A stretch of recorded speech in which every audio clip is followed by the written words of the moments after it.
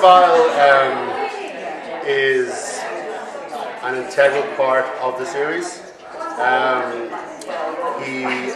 That entire subplot has been with it from the very start.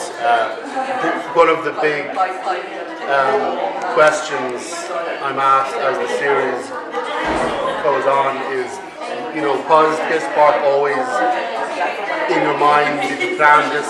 Most of the stuff is planned out from the very beginning. So we have Steve Vile pop up before, and we will see him again in the final book. I won't say in what context, and I won't say how long we'll be seeing him, but we will see him again. So we'll get to see the end of that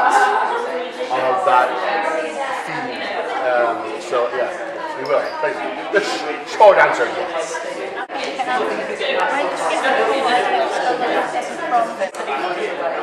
The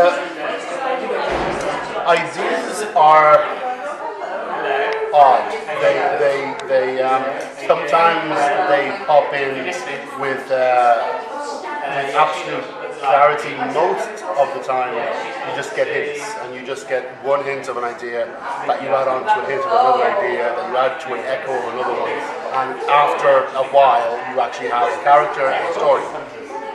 Skullduggery wasn't like that. Skullduggery came fully formed. I don't know what I was thinking about beforehand. I wasn't thinking about a skeleton detective. I wasn't thinking about even a character. I wasn't thinking about books. I wasn't thinking about a genre. I wasn't thinking about the word skullduggery or the word pleasant. I don't know what I was thinking about, but it was something very pedestrian, very ordinary, and I remember standing in my hotel room in London in 2005, and Skullduggery Pleasant as a name popped into my head, and that's how it all came about. His name told me who he was, what he was like. And, it's so rare to get an idea that is immediately fully formed. I would say fleshed out, but he's a skeleton. Do you ever have fun? Do you ever feel sad when you have fun? Killing characters is a bigger deal for me than it is for the reader, because the reader witnesses I kill them, and then I have to live with the aftermath. And so it isn't. I like to say I derive a kind of, malicious fun out of it. And, it is nice to see people scream and cry. And, the nice thing about the Skullduggery readers is that they put their reactions on YouTube. So they'll be reading it and the webcam will be on them. And they'll be got to, and they'll start screaming. It is hilarious. So I do appreciate it from that point of view. I never enjoy killing them. I always kill them for a reason. I kill them because either the books are getting too safe, the books are getting too predictable, Skullduggery has too many allies. Someone, like, if there is a character, say a doctor, who will heal any wound and mend any broken bone, that's fine up to a point. But if he can cure everyone of anything, then the drama is gone. So nothing has any consequence. So you get rid of him, and you take away the main character's support structures, and suddenly you have drama again. So I don't enjoy doing it. I do it because I have to, and in this one, in Last Stand, there is a character death that it occurred to me a year and a half ago as I was driving, and I was thinking about the next few books, and I realized this character would have to die, and I was distraught. I was like, no, unthink that thought. I didn't want to think that thought. Unthink it, forget about it, but I couldn't. And it had to happen. What do you think of the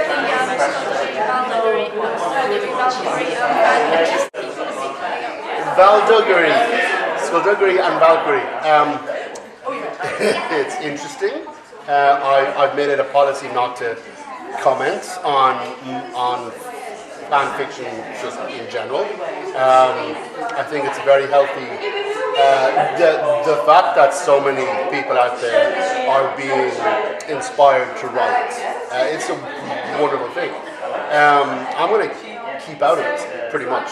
I try not to read it because that might influence in one way or another my stuff. If I see someone with vaguely the same idea as I'm planning, I might change my idea, and I don't want to do that. So I'm going to ignore the fan fiction to a degree. Valduggery is one of those ships. See, I know the lingo. I do know the lingo. Ships. It is one of those ships that polarizes people. People are either hugely in favor or absolutely disgusted by it. I think it's amusing. That's all I'm going to say about it.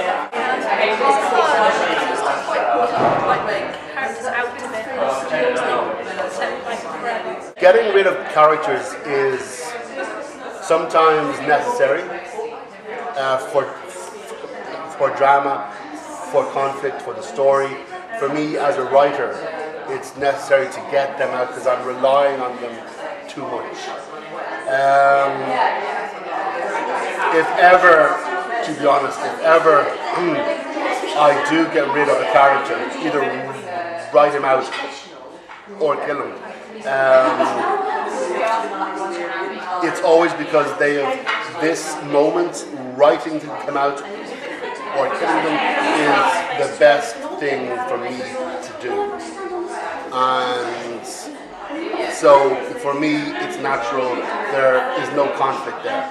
It's heartbreaking at times, but it is what it is. What inspired you to write Skullduggery? What inspired me to write Skullduggery is basically every other thing I've ever read. I didn't know what I was doing when I wrote the first book. I wrote it, I had a blast writing it, I threw in every kind of genre, and I just had fun, and it's the love of reading and the love of reading books and comics and watching movies and TV. That's my inspiration. But I've always been inspired because I've always read since I was a kid, and so my inspiration is everything around me, pretty much.